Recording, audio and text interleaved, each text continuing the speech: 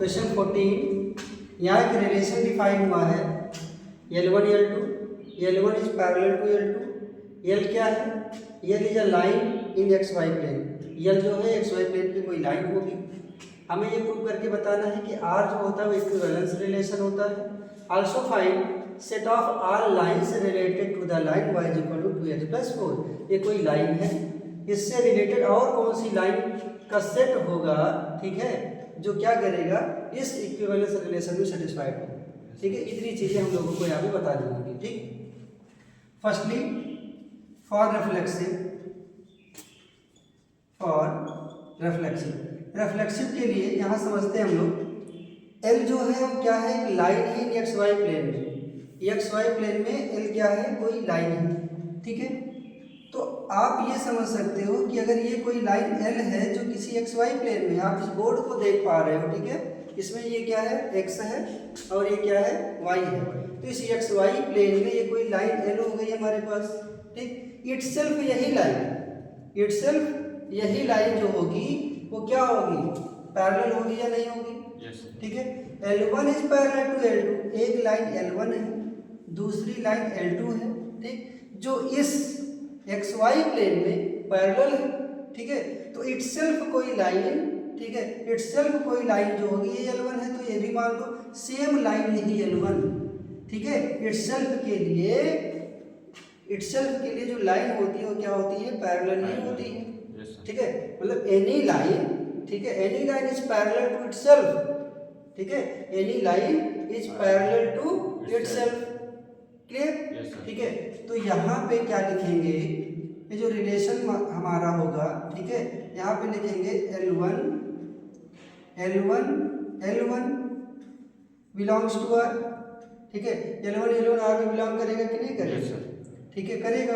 अब आप इसको ऐसे कैसे लिख सकते हैं, जैसे रिफ्लेक्सिव आप बता रहे हो कि L1 is parallel to L2 line. ठीक है, तो यहाँ पे आप इसको ऐसे भी लिख सकते हो कि any line is parallel to itself in x y plane. ठीक है, any line is parallel to itself in x y plane. So L belongs to R। ठीक है, तो L क्या होगा, R में बिलोंग करेगा। ठीक है, clearly it is reflexive for symmetric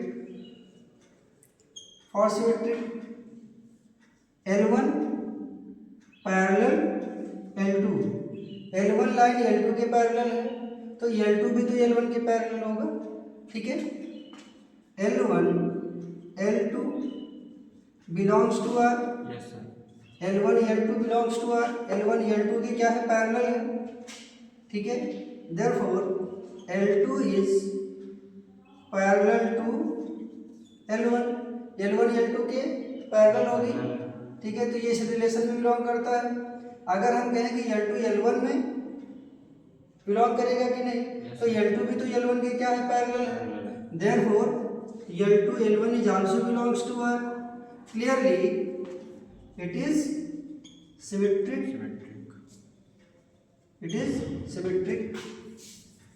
for transitive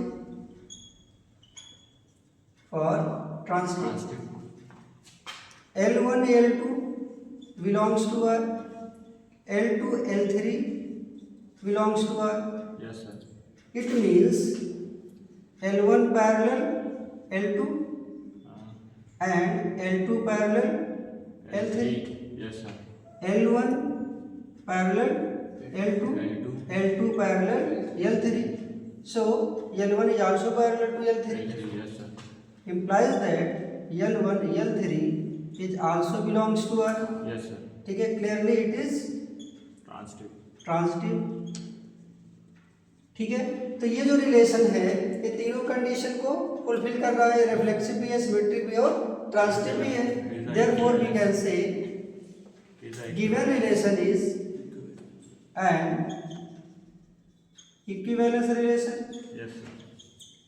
equivalence relation. तो ये जो रिलेशन हमारा है वो क्या है, इक्विवेलेंस रिलेशन है। आगे क्या है, find set of all lines related to the line y is equal to 2x plus 4। हमें बताना है कि ये कोई लाइन है जो एक्स वाई प्लेन में है, ठीक है।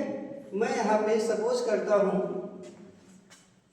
कि एक्स वाई प्लेन हमारा है, ठीक। इसमें हमने एक लाइन बनाई y is equal to 2x plus 4, ठीक है। ये जो लाइन है ये इस एक्स वाई प्लेन पे है, y is equal to 2x plus 4। इस लाइन के पैरेलल, ठीक है, इस लाइन के पैरेलल कितनी लाइंस होगी, तो किसी भी एक्स वाई प्लेन में किसी भी लाइन के पैरेलल इनफाइनाइट लाइंस हो सकती हैं, लेकिन वो कौन सी लाइन होगी जो पैरेलल होगी। तो इसके लिए क्या करेंगे, हम इस लाइन का स्लोप निकालेंगे। स्लोप क्या होगा इसका बेटा, अगर मैं इस इक्वेशन को देखूं तो ये y is equal to mx plus C के फॉर्म में है, तो यहाँ से जो स्लोप मुझे मिलेगा वो 2 मिलेगा, ठीक है। इस लाइन का जो स्लोप है वो 2 है। इसका मतलब ये हुआ कि 2 स्लोप वाली जितनी भी लाइन एक्स वाई प्लेन में होगी वो सब क्या होगी, इस y is equal to 2x plus 4 के क्या होगी, पैरेलल होगी, ठीक है। आप यही पूछा है कि सेट ऑफ ऑल लाइंस बताओ, ठीक है, जो क्या करे, रिलेट करता हो y is equal to 2x plus 4 से और उससे क्या हो, पैरेलल, ठीक। तो सेट ऑफ ऑल लाइंस का मतलब क्या, वो सभी लाइंस जिसका स्लोप कितना होगा, 2 होगा, वो सभी सेट ऑफ लाइंस क्या होंगी, इस y is equal to 2x plus 4 के क्या होंगी, पैरेलल होंगी, ठीक है। इसका मतलब ये कि कौन सी लाइन होगी जो पैरेलल होगी, वो लाइन होगी y is equal to 2x plus C. ये जो लाइन हमारी है स्लोप m वाली सारी लाइन, इसी की वजह कुछ भी हो सकती है, ठीक है। स्लोप 2 वाली सारी लाइन, ठीक है, और जो आगे की कांस्टेंट है इसकी वजह कुछ भी होगी, बट स्लोप तो सेम होना चाहिए। इसलिए स्लोप का मतलब बेटा होता है एंगल। ये लाइन ये है, ये लाइन ये, मतलब दोनों के बीच का एंगल सेम, अगले का एंगल सेम। स्लोप का मतलब एंगल। तो सब मतलब वो सभी लाइन जिनका स्लोप 2 आएगा वो सभी line y equal to 2x plus 4 के क्या होंगी, पैरेलल होंगी, ठीक है। तो यहाँ पे क्या पूछा था, सेट ऑफ ऑल लाइंस बताओ जो इस लाइन से रिलेट करती हूँ। तो यहाँ पे इसका जो आंसर होगा बेटा वो क्या होगा, y equal to 2x plus C होगा। ये वो सभी लाइंस हैं, ठीक है, जो इसके क्या हैं, पैरेलल। सी की वैल्यू यहाँ पे अलग अलग बदलती जाएगी और ये सारी लाइन इसकी पैरेलल होती जाएंगी। एक सेट यहाँ पे है जिसमें कुछ एलिमेंट्स है 1 2 3 4, ठीक है, और रिलेशन यहाँ पे डिफाइन किया गया है 1 2 2 2 1 1 4 4 1 3 3 3 3 2। बताना ये है कि ये किस मतलब कौन कौन से टाइप के रिलेशंस यहाँ पे हैं, रिफ्लेक्सिव है, सिमेट्रिक है, ट्रांजिटिव है, या कौन सा नहीं है, ये चीज़ें इसमें हम लोगों को फाइंड आउट करनी है, ठीक है। ये ऑप्शनल सवाल है, ऑप्शन यहाँ क्वेश्चन में दिए जाएंगे, ठीक है, वहाँ से आप देख लीजिए। तो यहाँ पे देखो क्या है, एक रिलेशन है जिसमें सेट दिए गए, मतलब एक रिलेशन का सेट है 1 2 3 4, कुछ एलिमेंट्स हो गए, ये यहाँ पे एक रिलेशन हो गया। देखो यहाँ पे अगर हम बात रिफ्लेक्सिव की करें, ठीक है,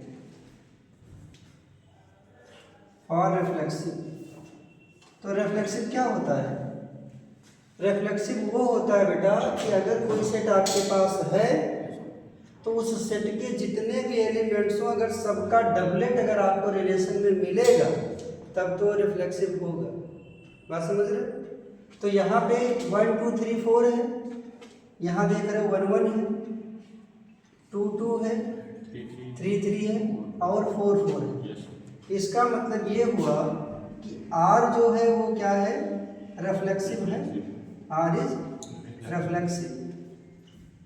रिफ्लेक्सिव क्यों है ये, क्योंकि सेट में जितने भी एलिमेंट्स हैं उन सबका डबलेट इस रिलेशन में है, इसीलिए ये R क्या है, रिफ्लेक्सिव, ठीक। सिमेट्रिक चेक कर लो, और सिमेट्रिक में क्या होता है, रिवर्स वैल्यू क्या होती है वो कंटेन करनी चाहिए इस रिलेशन R में, ठीक है। तो इसको तो छोड़ ही देंगे, 1 1 2 2 3 3 और 4 4, ठीक है। बाकी को चेक करो, ये 1 2 है, क्या कहीं 2 1 है, 1 2 इस R में बिलोंग कर रहा है, तो क्या 2 1 इस R में बिलोंग कर रहा है, नहीं कर रहा है। इसका मतलब ये सिमेट्रिक नहीं है, ये सिमेट्रिक नहीं है, ठीक है। ट्रांजिटिव चेक करते हैं, और ट्रांसटिव, ठीक है। अब यहाँ पे देखते हैं, ये 1 2 है जो आर में बिलोंग कर रहा है, ठीक। ये 2 2 है जो आर में बिलोंग करता है, तो 1 2 जो है इस आर में बिलोंग कर रहा है, ठीक है। और भी वैल्यू को चेक करते हैं। यहाँ देखो ये 1 3 लिखा हुआ है जो आर में बिलोंग करता है, यहाँ पे 3 3 लिखा हुआ है जो आर में बिलोंग करता है, तो 1 3 आर में बिलोंग कर रहा है, ठीक। और भी कुछ वैल्यू यहाँ पे ऑर्डर पेयर कुछ और हम उनको चेक करते हैं। 1 3 आर में बिलोंग करता है, यहाँ देखो 3 2 लिखा हुआ है, 3 2 आर में बिलोंग करता है, फिर आया ये 1 2, तो क्या 1 2 आर में बिलोंग कर रहा है, ठीक है। इसका मतलब हमने देखो सारे यहाँ पे ऑर्डर पेयर को चेक कर लिए, तो ये क्या होगा, ट्रांसटिव भी होगा, क्योंकि ट्रांसटिव की कंडीशन को ये क्या कर रहा है, फुलफिल कर रहा है, ठीक है। तो ये ट्रांसटिव भी है, रिफ्लेक्सिव भी है, बट ये सिमेट्रिक नहीं है, ठीक है। Next question, let R be the relation in the set n for natural number is given by A B एक ऑर्डर पेयर है। कंडीशन क्या है, a equal to b minus 2, b is greater than 6, b जो होना चाहिए वो greater than 6 होना चाहिए, तो ग्रेटर देन 6 यहाँ b नहीं है, बाकी तीनों तो हो सकता है, ये भी 7 है 8 है 8, b इज ग्रेटर देन 6, यहाँ b की वैल्यू ग्रेटर देन 6 नहीं है, ठीक। चलो चेक करते हैं, अगर हम यहाँ पे b की वैल्यू 8 रखें, ठीक है, b की वैल्यू अगर मैं 8 रखता हूँ तो a की वैल्यू कितनी आएगी, b की वैल्यू यहाँ पे अगर 8 रखोगे तो a की वैल्यू कितनी आएगी 6, मतलब ये वाला ऑप्शन आपका नहीं होगा। यहाँ पे b की वैल्यू अगर 8 रखते हो तो a की वैल्यू 6 आ जाएगी, यही आपका करेक्ट आंसर होगा, ठीक है।